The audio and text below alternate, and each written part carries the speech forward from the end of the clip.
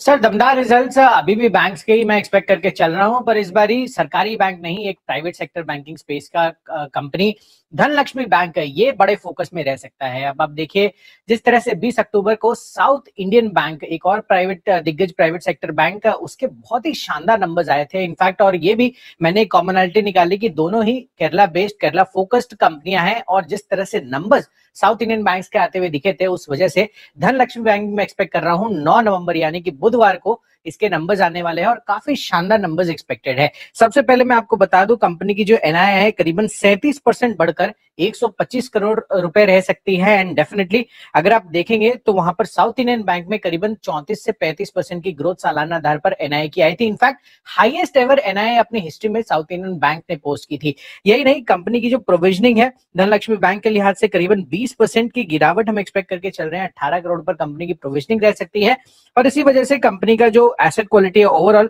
वहां पर भी आपको गिरावट देखने को मिलेगी। और एसेट क्वालिटी में लगातार पिछले 5 तिमाही में साउथ इंडियन बैंक में भी हमने देखा, और सिमिलरली धनलक्ष्मी बैंक भी ये रिपीट कर सकता है, और ये लगातार 5वां क्वार्टर ऐसा हो सकता है जहां पर एसेट क्वालिटी कंपनी की और इंप्रूव हो सकती है, जिसमें जीएनपीए 5.35%, पिछले तिमाही में यही आंकड़ा 6.35% का था। तो लगभग 100 बेसिस पॉइंट्स की गिरावट हम ग्रॉस एनपीए पर एक्सपेक्ट करके चल रहे हैं। इनफैक्ट यहाँ पर जो कंपनी का गोल्ड लोन पोर्टफोलियो है, वहां पर काफी शानदार ग्रोथ हमें साउथ इंडियन बैंक में देखने को मिली थी, और यहाँ पर भी ऑलमोस्ट यही एक्सपेक्टेशंस है। इनफैक्ट अगर आप बुक के लिहाज से जाएंगे तो करीबन 58% हिस्सा इनका एडवांसेस का केरला से ही आता है, और साउथ इंडियन बैंक का भी वो 41% हिस्सा था। तो बड़े चंग यहाँ पर साउथ इंडिया बेस्ड जो बैंक्स है वहां पर आते हुए दिख सकते हैं, और इसी वजह से कंपनी का मुनाफा 3.7 करोड़ था, और बड़ा टर्न अराउंड के साथ लगभग 38 करोड़ पर कंपनी का मुनाफा रह सकता है।